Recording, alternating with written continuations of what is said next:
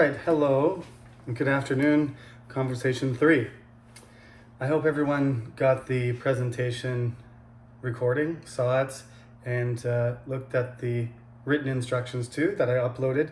They're on the website, on my website, so you can just go back and look at it whenever you want. Everything I said is basically there, so I've received a couple presentations already, and I haven't looked at it, but send them as soon as you're ready, because if you send them all at once, then it takes me longer to catch up on checking them. But some of them I sometimes get to before the due date, which is helpful. Anyway, we are back to the textbook for a couple weeks, and then there's a review, and then there's an exam. And that's all we have left. So we're on chapter 9.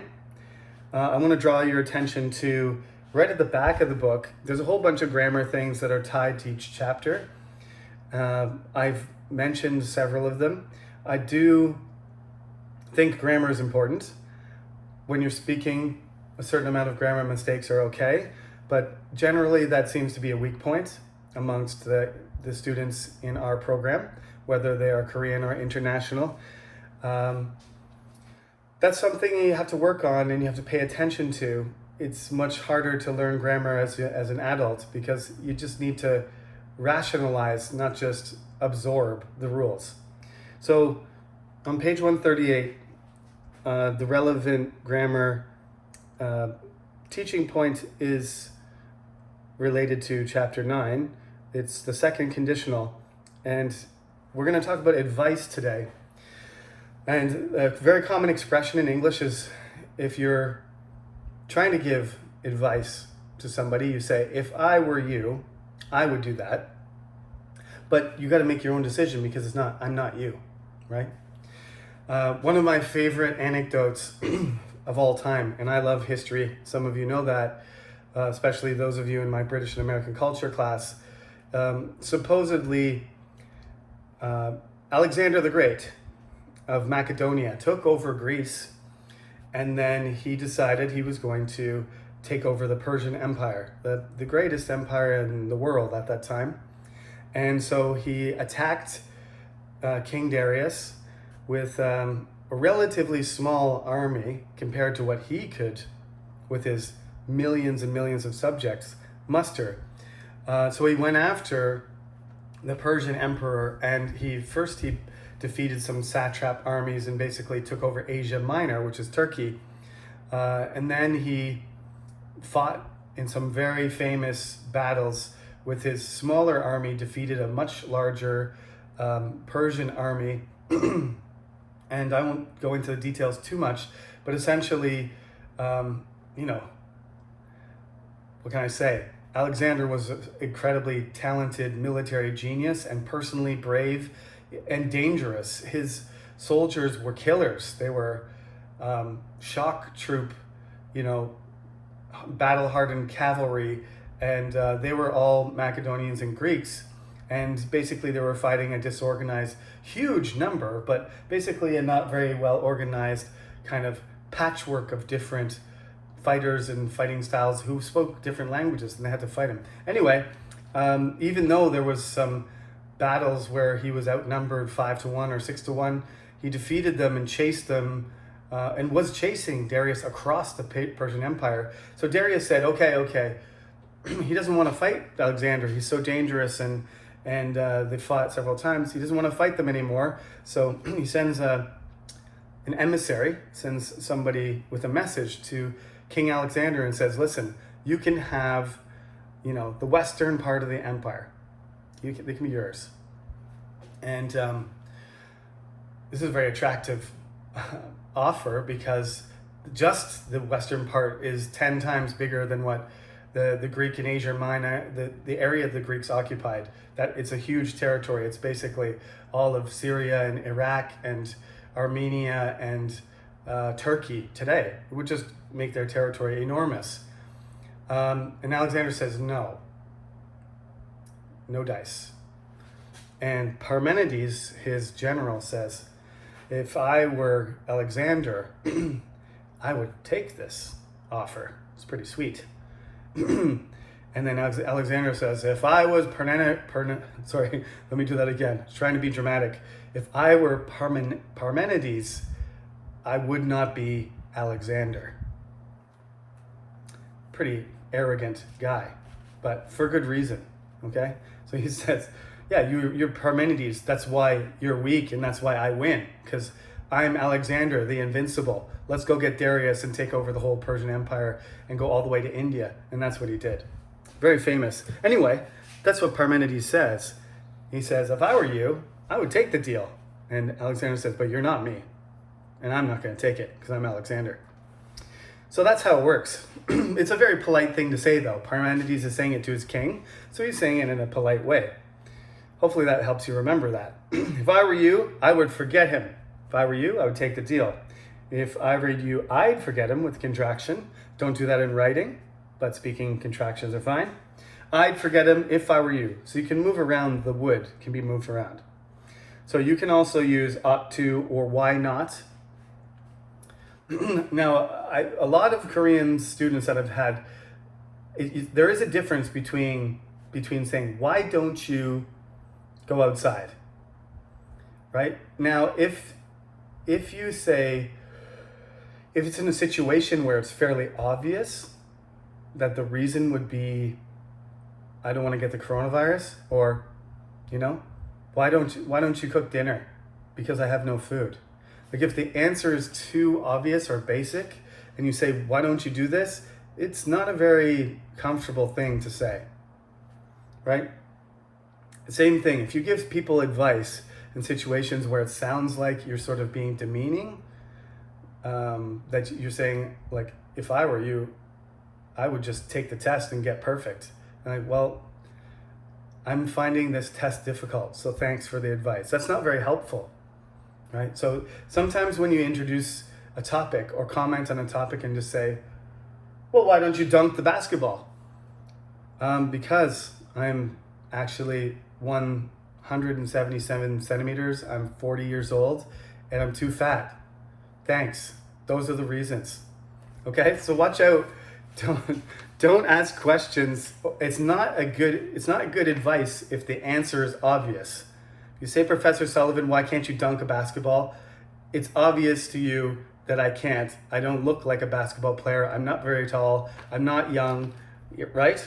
All these things are obvious. And therefore, I would be kind of annoyed that you would ask me that question and make me explain my weak points. So be careful of this. When you give good advice, that's polite. When you ask a question that has an obvious answer, not so polite. Okay? That's how it works in conversation. If somebody asks you for advice, right? If I say, how can I dunk a basketball? You have to say, well, Professor, if I were you, first of all, I would lose 5 to 10 kilograms. Next, I would exercise and strengthen my legs. And third, I'd probably get maybe a trampoline so that you could jump higher because your legs are old. Okay? That's the kind of thing I'm talking about. I hope you're following me. So the title of the chapter is, What's the Matter? Okay? So I'm not going to ask you what's the matter because hopefully everything will be going okay. And I don't want you to talk about your personal problems because, yes, those are your personal problems. You can talk to me about personal problems if you want, personally. You can send me an email. You can talk to me on Zoom. You can come to my office. But I'm not going to put that on the test, guys. I don't think that's a good idea. It's going to cause, people to be uncomfortable or nervous. So just talk about something that is somebody else's problem, okay? Or a problem that you have that's not that serious. I need you to talk about a piece of advice, okay? So you can advise me about anything. It can be a general problem. It doesn't have to be a person's problem. So you don't have to tell me who it is. But again, as I've explained to you in the midterm, if you give a lot of detail and you're very specific, when you do these interview questions, the person can tell that you're not lying, right? They can tell that this is true. They can tell that you're capable of, you're an honest person, you're capable of communication, right? You have an interesting life. You're flexible. You got a flexible, adaptable ability to speak and make decisions. Some of these questions are very unexpected, right? But these are classic job interview questions too, right? If they said, if your coworker was depressed and they weren't doing their work well, how would you handle that situation? These are questions that come up in job interviews. If you have a good job interview, I mean, not a good one, but a difficult one, where they're screening people properly, they're going to have a variety of questions, and some of those questions are going to be difficult. How do you handle this situation? Your boss wants to do something and you know that this is going to cause problems. What do you do? I'm not expecting you to ask those questions, but basically advice is sort of connected to these things. How do you advise people whether they want to get information or not? It's much easier when somebody's open-minded and they say, does anybody have any advice for me? This is the best thing about Facebook or social media that I like, is I'm in groups and like, I just want anybody to give me some pointers. One of my favorite hobbies is, growing things in my garden. And I just want to know, has anybody grown green beans before? What's the best material to use? What kind of soil do they like? Do they need a lot of sun? Can you get them easily in Korea? Can I buy them at the market? Right? Is it going to be too hot, too early? Should I plant them in the fall? These are all things that people can advise me on. It's just information. Now, on page 102, they give you some examples, okay?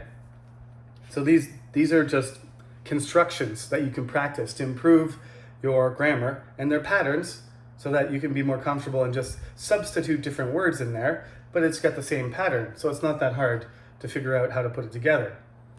The first answer is, my brother keeps taking my things. The advice is, take something of his.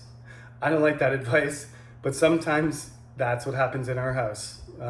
Daughter, son are basically want the same toy. It belongs to one of them. So when I say, okay, I'm gonna have to take one of yours too, and then they give up on it because they don't want to give up one of their toys. No trade. Sometimes that works. Not a very good habit though. I don't get along with my teacher boss. I think you need to explain a lot more than just like, buy him a present. I don't think that's good advice. So some of these need more than a sentence. Anyway, my roommate is a slob and never takes the trash out. You should talk to them about that before you escalate it. If you talk about it and they won't clean up, then at a certain point you need to talk to, the dormitory administration or something like that. My brother is falling in love with his best friend's girlfriend. This has happened around me a few times. And that's a tough one. The best thing to do is stay away from her, okay? If you're respecting your best friend. Our friend never pays back the money he or she borrows. Yeah, a mooch. Somebody borrows money. They go to the bar and they never have any money on them, and you lend them money, and then a few weeks later they're at the bar again and don't have money again. You're like, well, you didn't pay me back from last time. And your friend says, I don't have any money still. And you're like, well, this is not going to keep happening because I can't pay for you every time. So we're not going to be friends anymore unless you bring some money or pay me back when I lend it to you. Okay, these are all fairly common and fairly easy examples, and you can use any of them for your own answer. But remember, it can't be this basic. It needs to be much longer than this. Remember, some of you gave some pretty short answers. I don't want, a 2-page answer, but just remember, the homework originally was half a page, right? It was a paragraph. So you should be able to talk for 2 or 3 minutes and then say, yeah, that's my advice. I think that's the best way to handle it. I know there's other ideas, but that's what I think you should do. Advice is not perfect either. You have to remember, some people are experts on certain topics, and some people are just trying to be friendly and help out. How can I help you? Depends on what business you're going into. Sometimes it means giving advice on choosing out clothes. Sort of the reason why you go into a store with fancy clothes like suits, for example, and the tailor says to you, "How can I help you, sir?" And I say, "Well, I need some I need some good advice. I need some fashion advice. I don't know. I only have a few suits, and I usually don't go alone. It's usually with my wife or a friend or my mother. Simply because I would probably buy a suit that didn't look good on me, strange color or combination or style, and I don't have the ability to make those judgments myself. So I also like to have the opinion of the tailor, the clerk, the salesperson. So yeah, they go in there and they say, that's what they say in English. If you go into a store, they say, "How can I help you?" And if you're at McDonald's, you're at a restaurant, you say, "I would like to order, please." And then they help you order. It depends if at McDonald's, they don't really help you. They just receive your order and give you your food. But if you're in a nice restaurant, they say, "Okay, can I get you something to drink first while you look at the menu?" And you say, "Yeah, can you recommend any drinks? I would like a cocktail, or I would like some juice, or my friend would like wine or something like that." And then they say, "Sure, no problem. I'll go and get your drinks." Come back, and they come back and they say, "Can I get you something to start? Would you like an appetizer?" Then you order the appetizer. And again, if you haven't been to many, restaurants in America or Canada or other places, then it's part of the server's job to give you some advice. You can just say, "Is this good? Is this good? What do you recommend for 2 people? What's a good dish?" And they'll say, "Well, do you like seafood?" "Yes, I do." "Do you like spicy food?" "Yes." "Well, this is a really good spicy seafood dish. How about this?" And then there you go. That's how it goes. There's a lot of advice that goes on, interaction when you're traveling or doing business, you're a tourist, or even if you're just going out with your friends. All right. So there's a bunch of problems and summaries here.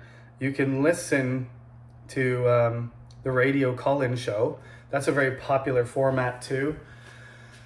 I mean, Oprah Winfrey and some other talk show hosts, Dr. Phil after her, other people, they basically invite people that need advice or struggling, have some issues. They invite them on the show and they do their best to help them. Sometimes Oprah is famous for, giving people free things. One of the many reasons that people love Oprah. There's a lot. But yeah, sometimes, it's raining toaster ovens, or everybody gets a washing machine. And there's famous episodes when she got really wealthy where everybody there was one episode where everybody got a car, which makes people go even crazier about a show they already like. And she doesn't just give advice to the guest. There's people all over the United States and really all over the world who would watch her give advice and try and solve or comfort people with problems. And people imagined that they were the ones on the sofa talking to Oprah. So when you have problems, you're probably going to describe your feelings in negative ways, or the other person's feelings, or whoever it is. Usually, if you need advice, it could be fine, but in many cases, it could be emotionally stressful. In which case, you might be feeling depressed, guilty, regretful, at fault, wrong, hateful, hopefully not, missing somebody. You might be missing somebody. Something might be the matter. Something might be bothering you. It could be annoying. You might be blaming somebody. You might be trying to get revenge. Like sometimes talking to somebody and just involves them saying, "Okay, I know you feel things are not going well right now, but calm down. You shouldn't overreact and do something suddenly, because you're going to end up regretting it. It's going to cause more problems.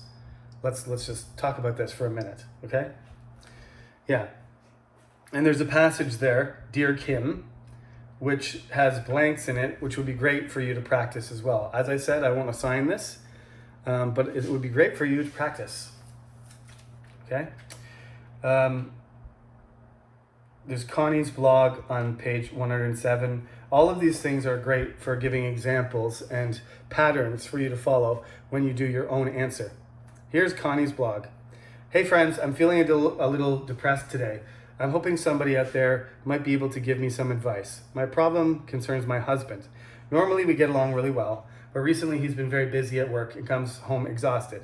When he gets home, all he wants to do is sit on the sofa and watch TV. He eats dinner and then usually falls asleep almost immediately. This is fine with me, however, not every day. I work a lot and my job is stressful too, but I also like to go out sometimes to the movies or with friends.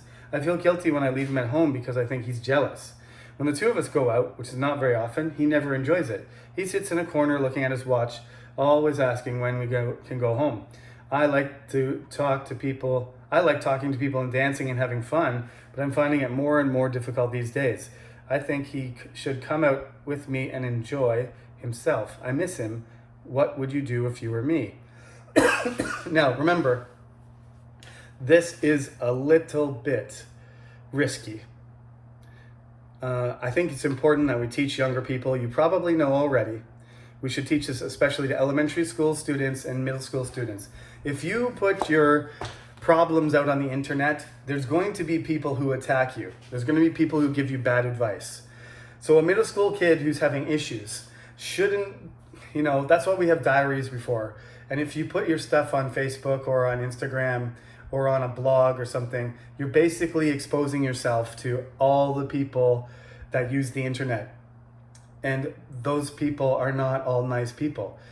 They might be nice some of the time, but nasty other times. You might catch somebody, they might be in a bad mood and just write something mean on the internet. That's not what you need. Don't do what that lady did. This book is outdated, and these days the amount of trolling and bullying on the internet is a big problem.